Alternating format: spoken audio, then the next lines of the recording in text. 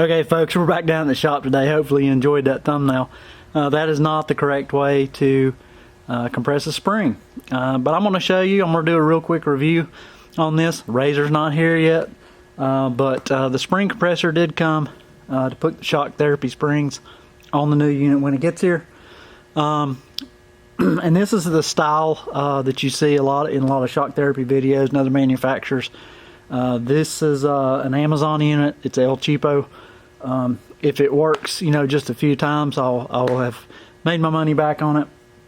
But we're going to unbox it and show the proper tool for getting your spring off, especially if you have a larger, like a Pro XP or something with a really big, like 2.5 inch shock. This is what you want to be using. Kind of the days of the old ratchet strap method really just isn't worth it. I'll give you a shot here of what I got set up. So that's not the correct way to compress the spring.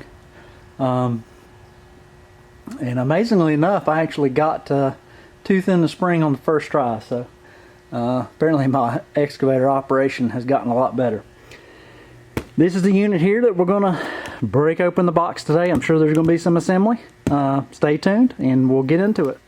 Okay, so we're going to get this thing unboxed real quick. This came to me, use Amazon. I'm going to put the link down below. This came to me FedEx. It arrived, I think, in like 3 days, which is pretty unusual. For those that you don't know, I'm building a new razor, and getting parts or even getting the razor right now at this particular time is very difficult. So a lot of things aren't shipping quite the way they used to.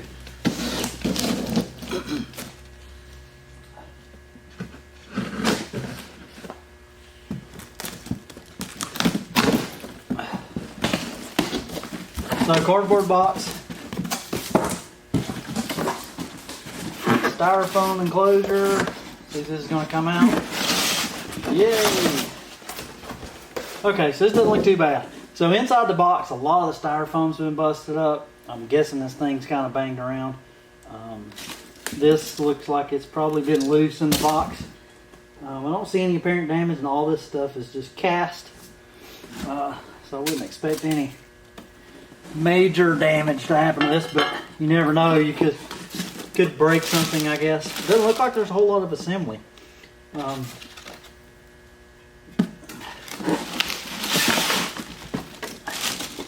Bit of paint scratched up. Looks like it just sits down on the base, basically. Maybe threaded. I've not found any instructions yet.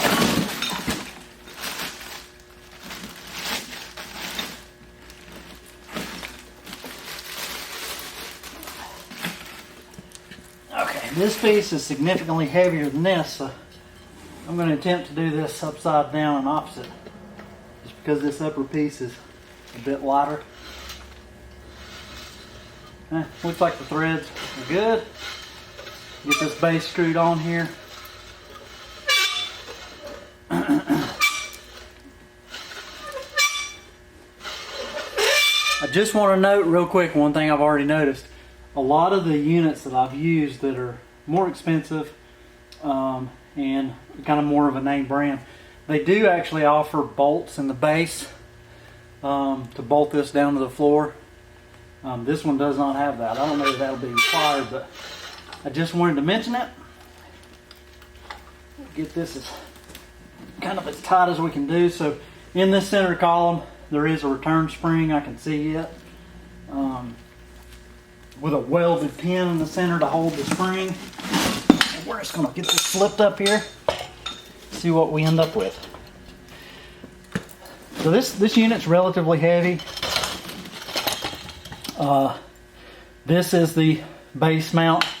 One thing I'll note, a lot of the more commercial units, they actually have a flip around style so that you can do shocks and large footed struts. This one does not have that. It basically only has the smaller shock mount. Typically, you want to be able to get the eyelet of the shock down in here. I'll probably put a rag or something down here to keep it from scratching the shock body.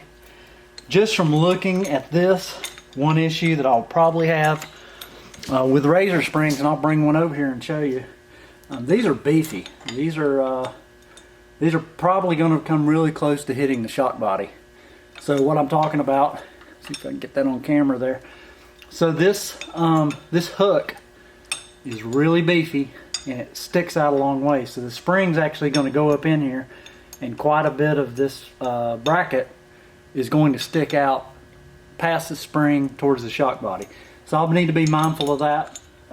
Really the only parts, there's no instructions, and the only other parts other than the base are these handles.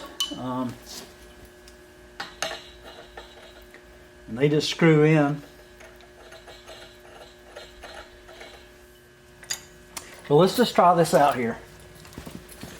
So this whole upper base swivels around.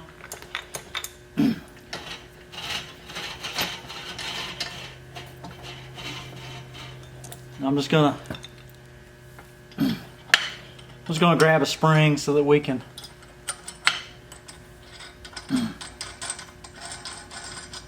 just play with it a minute. Okay, so I got a spring, and this will kind of give you a better idea. This is off of a spring off of a Razor 1000. What I'm talking about is by the time this hook really hooks on the spring, it's going to be, these edges are going to be really close to the shock body. So we're just going to kind of bring this down. And you can hear that ratcheting action. And what you want to do is you want to line these up center of the spring so that you don't end up with an oblong connection. On my particular application, I'm going to be using much larger, it'll be Pro XP shock therapy springs. I'll pull one of those out of the box here in a minute and just show you what it looks like. But they're significantly bigger than these springs. So releasing, you can kind of hear the ratcheting action. So it does lock, and then to release, all you need to do is just turn the opposite direction. I don't know if that's like a dentin or what have you, but this should make it a lot easier to replace springs. It's literally that easy. Basically, you would lock your strut or your shock body in this. These are pretty sharp corners, and this is cast steel. This is not aluminum, so you'd want to put something over this to kind of keep it from scarring up the shock. And with these trimmed down, I think there won't be any issue. Let me go grab one of the shock therapy springs just to kind of show you. This is the itty bitty spring compared to what I'll be working with on the new Razor. Okay, this is, I believe this is probably a front spring.